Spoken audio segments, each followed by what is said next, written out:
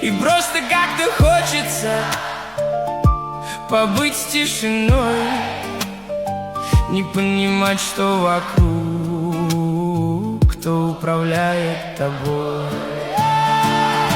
Забудь о всех проблемах и вспомни